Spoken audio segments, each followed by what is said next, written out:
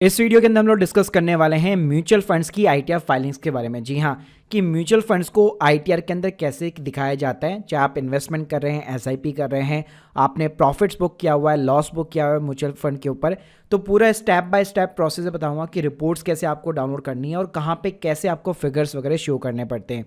तो आज ये सारी जानकारी एक ही वीडियो के अंदर मिलने वाली है, तो प्लीज़ पूरा वीडियो जरूर देखिएगा। साथ में बताना चाहूंगा, अगर आप प्रैक्टिकली आईटीआर फाइलिंग या फिर टैक्स फाइलिंग सीखना चाहते हैं, हर एक सेगमेंट की link in the description box, तो प्लीज़ एक बार जरूर चेकआउट कीजिए, जहां पे आप एक्सपर्ट के थ्रू एक अफोर्डेबल कॉस्ट के ऊपर आईटीआर भी फाइल करवा सकते हैं। पहले बात करते हैं कि अगर म्यूचुअल फंड में आप इन्वेस्टमेंट करते हैं तो मेनली 3 टाइप के ट्रांजेक्शन होते हैं। एक ट्रांजेक्शन होता है जैसे आप नॉर्मली एसआईपी करते हैं, हर महीने आपका एक पैसा डेबिट होता है, यानी अल्टीमेटली आप इन्वेस्ट कर रहे हैं म्यूचुअल फंड के अंदर, तो ये काउंट होता है आपका purchase of the mutual funds. Even जब आप गवर्नमेंट रिकॉर्ड्स के अंदर अपना एएस भी यहाँ पे चेक करते हैं, तो यहाँ पे पूरे साल भर के अंदर आपने जो भी म्यूचुअल फंड्स बाय किए होते हैं, आपको purchase of the securities and units of mutual funds के नाम से दिखाने वाला है।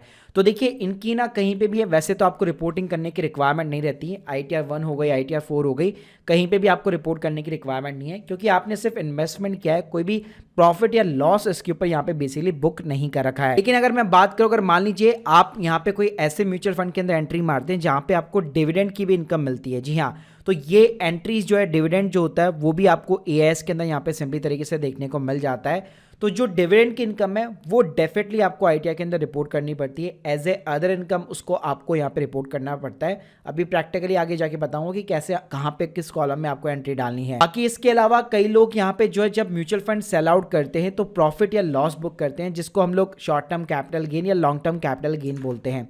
और जब आप अपना एएस भी चेक करेंगे तो वहां पे भी sale of securities units of mutual funds के अंदर कैम्प्स और के फिनटेक के नाम नजर आएंगे, जहां पे आपके म्यूचुअल फंड ट्रांजैक्शन दिखने वाले हैं। और इसके अलावा तीसरा टाइप का ट्रांजैक्शन होता है ईएलएस इन्वेस्टमेंट। तो आप लोगों ने सुना होगा इसके अंदर टैक्स सेव होता है, लेकिन देखिए वो टैक्स का आपको बेनिफिट एटीसी के अंदर दिया जाता है, यानी आप जो पैसा इन्वेस्ट कर रहे हैं ईएलएस म्यूचुअल फंड के अंदर, एटीसी के अंदर आप डिडक्शन ले सकते हैं 1.5 लाख रुपए तक, लेकिन ये डिडक्शन भी केवल ओल्ड टैक्स रेजिम में मिलती है। और इसके अंदर आपके बच्चों की फीस हो गया, एफडी हो गया 5 साल की, आपका पीपीएफ का इन्वेस्टमेंट हो गया, एसएसवाई हो गया, तो ये सब कुछ इंक्लूड करके मैक्सिमम 1.5 लाख आप ले सकते हो। तो चलिए बात करते हैं कि फाइलिंग कैसे करनी है, कहाँ पे कौन से फिगर्स दिखाने हैं। तो सबसे पहले भाई आपके पास में कैपिटल गेन की रिपोर्ट जरूर होनी चाहिए, और रिपोर्ट को यार जनरेट करना बड़ा ही आसान है। यहाँ पे कैम्सो के फिनटेक रजिस्ट्रार है जो सारे म्यूचुअल फंड के साथ में डील करते हैं।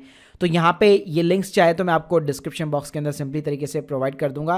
तो यहाँ पे आपको क्या करना पड़ता है, जैसे कि यहाँ पे आपने अपना फाइनेंशियल सेलेक्ट कर लिया 23 और 24, अपना ईमेल आईडी डालो, अपना पैन नंबर डालो, ईमेल या डाउनलोड लिंक के ऊपर क्लिक करो, सारे म्यूचुअल फंड यहाँ पे सेलेक्ट कर लीजिए, एज ए पीडीएफ सेलेक्ट कर लीजिए, एक अपना मनपसंद का पासवर्ड सेट कर लीजिए। सेम कहानी के फिनटेक के ऊपर होती है, वहाँ पे भी जैसे प्रीवियस फाइनेंशियल आपने सेलेक्ट कर लिया, ईमेल डाला, पैन नंबर डाला, डिलीवरी ऑप्शन के अंदर ईमेल डाउनलोड लिंक डाला, एक पासवर्ड सेट कर लिया और सबमिट बटन पे क्लिक कर दिया। फिर क्या होता है, कुछ ही देर में आपको कैम्स की तरफ से और के फिनटेक की तरफ से ना आपको एक ईमेल मिलता है, जिसके अंदर एक पीडीएफ फाइल मिलेगी, इसको ओपन कर लीजिएगा। अब इस पीडीएफ फाइल के अंदर अगर आप देखेंगे तो आपको क्वार्टरली वाइज बेसिस पे आपका short term capital gain, long term capital gain सब कुछ दिखाई देगा। जी हाँ, जैसे आप देख सकते हैं ये टोटल सेल वैल्यू हो गई, बाय वैल्यू हो गई, कितना मेरा शॉर्ट टर्म बन रहा है, ये यहाँ पे total sale value, by value, कितना मेरा लॉन्ग टर्म बन रहा है। तो ये सारी चीजें ना आपको रिपोर्ट्स के अंदर देखने को मिल जाती है। देखिए, म्यूचुअल फंड के लिए अगर आपने प्रॉफिट या लॉस बुक कर रखा है तो वो केवल आईटीआर 2 या आईटीआर 3 में रिपोर्ट हो सकता है, लेकिन अगर आपने सिर्फ डिविडेंड कमाया है तो उस केस में आप आईटीआर 1 या आईटीआर 4 के अंदर भी उसको रिपोर्टिंग कर सकते हो। तो यहाँ पे मैं मेनली आईटीआर 2 चूज कर लेता हूँ, जहाँ पे मोस्टली आप अपनी सैलरी और म्यूचुअल फंड की रिपोर्टिंग कर सकते हो। अब देखिए, म्यूचुअल फंड की जो रिपोर्टिंग होती है, यहाँ पे आपको शेड्यूल सेलेक्ट करने पड़ते हैं, और म्यूचुअल फंड की जो रिपोर्टिंग है वो हमेशा शेड्यूल कैपिटल गेन के अंदर होगी, अगर आपने कोई भी शॉर्ट टर्म या लॉन्ग टर्म प्रॉफिट वगैरह बुक कर रखा है। तो यहाँ पे मेरे सारे आईटीआर 2 के बेसिकली शेड्यूल खुल चुके हैं। अब यहाँ पे मैं सीधा मुद्दे की बात करूंगा, तो यहाँ पे आपको जो है कैपिटल गेन वाले शेड्यूल के अंदर जाना पड़ेगा, अगर आपने कोई भी म्यूचुअल फंड यहाँ पे सोल्ड आउट वगैरह की है। लेकिन चलिए उसके पहले मैं आपको बता देता हूँ कि उसका जो इंटरेस्ट है या लेट्स सपोज जिसका जो डिविडेंड है वो कहाँ पे रिपोर्ट होगा। तो उसकी रिपोर्टिंग आपको schedule from the other sources के अंदर करनी है। तो यहाँ पे देखिए, आपका जो डिविडेंड होता है वैसे तो आपको बाय डिफॉल्ट प्रीफिल्ड देखने को मिल जाता है। तो यहाँ पे आप देख सकते हैं डिविडेंड की जो बेसिकली इनकम होगी, इस बटन के ऊपर एडिट करके जितना भी म्यूचुअल फंड से आपको डिविडेंड मिलता है उसकी रिपोर्टिंग यहाँ पे हो जाती है। अगर मैं ITR 1 और 4 की बात करूँ तो वहाँ पे भी एक अदर इनकम का शेड्यूल होता है, वहाँ पे आप आराम से डिविडेंड कॉलम के अंदर रिपोर्टिंग कर सकते हो। अब बात करते हैं कि यहाँ पे कैपिटल गेन की रिपोर्टिंग कैसे होगी। तो शेड्यूल कैपिटल गेन के अंदर आना है। यहाँ पे मेनली ना आपके 3 सेक्शन होंगे। अगर देखिए इक्विटी के ऊपर शॉर्ट टर्म कैपिटल गेन है तो आपको 111A सेलेक्ट करना है, ये लॉस भी हो सकता है। अगर लॉन्ग टर्म के ऊपर कैपिटल गेन या लॉस है तो 112A सेलेक्ट करना है। इसके अलावा मान लीजिए कुछ अगर आपके पास डेट म्यूचुअल फंड से या हाइब्रिड टाइप के म्यूचुअल फंड से जिसके ऊपर short term capital gain rules applicable होते हैं, तो उस केस में आपको ये थर्ड वाला कॉलम सेलेक्ट करना है। अब तीनों ही शेड्यूल के अंदर रिपोर्टिंग ना बड़ी आसान रहती है। सबसे पहले अगर मैं STCG की बात करूँ, शॉर्ट टर्म कैपिटल गेन या लॉस की बात करूँ 111A के अंदर, तो यहाँ पे आपको शेड्यूल सेलेक्ट करना है। अब ये पूछेगा full value of the consideration, जो सिंपली हम लोगों ने रिपोर्ट डाउनलोड की है वहां से आपको ये फिगर्स मिलेंगे। तो जैसे स्क्रीन के सामने आप देख सकते हो, यहाँ पे आपको शॉर्ट टर्म कैपिटल गेन के अंदर full value of the consideration मिलने वाला है और कॉस्ट ऑफ एक्विजिशन मिलने वाली है।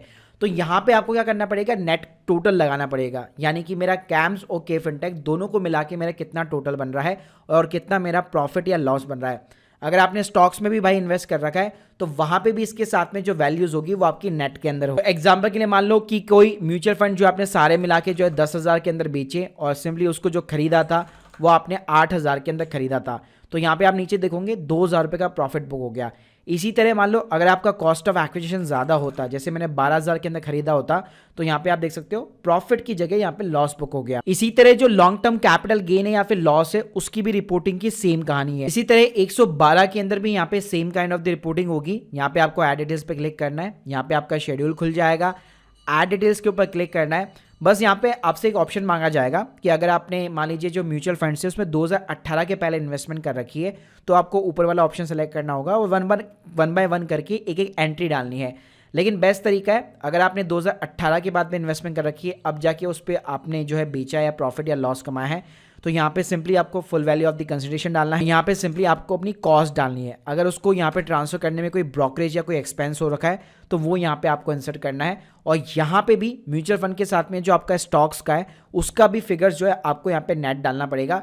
यानी कि लेट सपोज स्टॉक के अंदर मेरे को लॉन्ग टर्म के अंदर 2,000 रुपये का लॉस हुआ है, लेकिन म्यूचुअल फंड के अंदर मेरे को 2,000 रुपये का प्रॉफिट हुआ है, तो आपकी full value of the consideration, cost of acquisition दोनों सेम हो जाएगी क्योंकि कोई भी आपको प्रॉफिट और लॉस नहीं हुआ। इसी तरह मान लो अगर आपको डेट म्यूचुअल फंड को रिपोर्ट करना है तो थर्ड कॉलम के अंदर जाना है, यहाँ पे आपको सिंपली शॉर्ट टर्म मिल जाएगा और यहाँ पे भी सेम कहानी है कि अपना टोटल यहाँ पे आप सेल वैल्यू इंसर्ट करो और इसके अलावा कॉस्ट ऑफ एक्विजिशन डालो, तो अपना जो प्रॉफिट होगा बेसिकली आपका जो भी डेट फंड के ऊपर वो आपको यहाँ पे एज ए शॉर्ट टर्म निकल के आ जाएगा। अब आपका यहाँ पे एक और सवाल होगा कि भाई इनके ऊपर टैक्स कितना लगता है और कैसे लगता है, तो उसके लिए यहाँ पे आपको एक शेड्यूल स्पेशल इनकम मिलने वाली है, क्योंकि इक्विटी के ऊपर यहाँ पे जो भी टैक्स लगता है वो एक तरह से आपका स्पेशल टैक्स रेट के अंदर लगता है। तो आप देख सकते हो यहाँ पे 111 के अंदर जो भी आपने अमाउंट डाला होगा ये आपको प्रॉपर बताएगा कि उसको 15% की रेट से यहाँ पे कितना टैक्स बेसिकली यहाँ पे बन रहा है।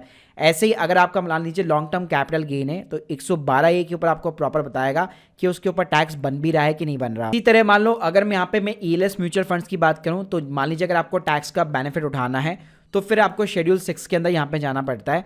तो जैसे कि मैंने बताया कि केवल ओल्ड टैक्स सिस्टम में आपको बेनिफिट देखने को मिलेगा, तो अभी ETC यहाँ पे अनेबल नहीं है क्योंकि मैंने न्यू टैक्स सिस्टम सेलेक्ट कर रखी है।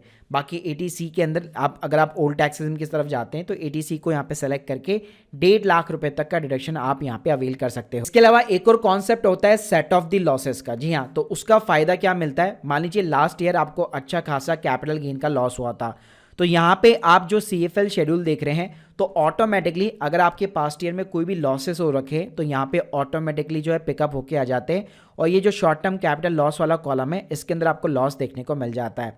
अब इसका फायदा क्या मिलता है कि CFL शेड्यूल के अंदर जो भी लॉसेस आ रहे हैं, जब आप BFL शेड्यूल के अंदर जाएंगे तो आपकी यहाँ पे करंट ईयर की जो भी इनकम है, मान लीजिए जैसे इस साल मेरा 2 लाख रुपए का यहाँ पे जो है शॉर्ट टर्म कैपिटल गेन बन रहा है और लास्ट ईयर मेरा 1 लाख रुपए का शॉर्ट टर्म कैपिटल लॉस था, तो वो उठ करके यहाँ पे आ जाएगा और यहाँ पे ये जो जीरो लिखा हुआ है वहाँ पे 1 लाख रुपए लिखा हुआ आ जाएगा और 2 लाख में से 1 लाख माइनस हो जाएगा और मेरा सिर्फ 1 लाख रुपए का करंट ईयर का शॉर्ट टर्म कैपिटल गेन बचेगा। तो इस तरह से शॉर्ट टर्म जो है शॉर्ट टर्म प्रॉफिट को काट देता है, यानी कि सेट ऑफ कर देता है। बाकी अगर मैं लॉन्ग टर्म कैपिटल लॉस की बात करूँ तो वो केवल लॉन्ग टर्म कैपिटल गेन को ही सेट ऑफ कर सकता है, बाकी जो शॉर्ट टर्म कैपिटल लॉस है वो दोनों को कर सकता है, शॉर्ट टर्म प्रॉफिट को भी कर सकता है और short term long term profit को भी कर सकता है। बाकी अगर मैं सेट ऑफ रूल्स की बात करूं तो जो शॉर्ट टर्म का कैपिटल लॉस है वो दोनों को सेट ऑफ कर सकता है, शॉर्ट टर्म कैपिटल गेन को भी और लॉन्ग टर्म कैपिटल गेन को भी। लेकिन भाई जो लॉन्ग टर्म का कैपिटल लॉस होता है वो केवल लॉन्ग टर्म कैपिटल गेन को ही यहाँ पे सेट ऑफ कर सकता है। तो भाई इस तरह से आपको सारी कहानी समझ में आ गई होगी, और लास्ट में भी जाकर आप देखेंगे तो यहाँ पे टैक्स है, स्पेशल रेट्स पे जो भी टैक्स आपका बन रहा होगा, समझ जाना ये मेरा जो भी इक्विटी मैंने जो बेचे हैं यहाँ पे म्यूचुअल फंड्स में, उसके ऊपर मेरा ये सिंपली तरीके से टैक्स बन रहा है जो आपको यहाँ पे पे करना है, या टीडीएस से सिंपली आपको सेट ऑफ करना है। तो guys hope you like this video. मैंने आपको पूरा यहाँ पे कॉन्सेप्ट बताया कि यहाँ पे आपको शॉर्ट टर्म लॉन्ग टर्म की यहाँ पे आपको जो रिपोर्टिंग कैसे करनी है, डिविडेंड की रिपोर्टिंग कैसे करनी है, और साथ में एटीसी के ऊपर कैसे आप डिडक्शन अवेल कर सकते हैं। So guys hope you like this video. अगर आप लोग के कोई भी डाउट्स है कमेंट बॉक्स में जरूर बताइए, और हमारे कोर्स को चेकआउट करना मत भूलिएगा। Thank you guys, thank you very much.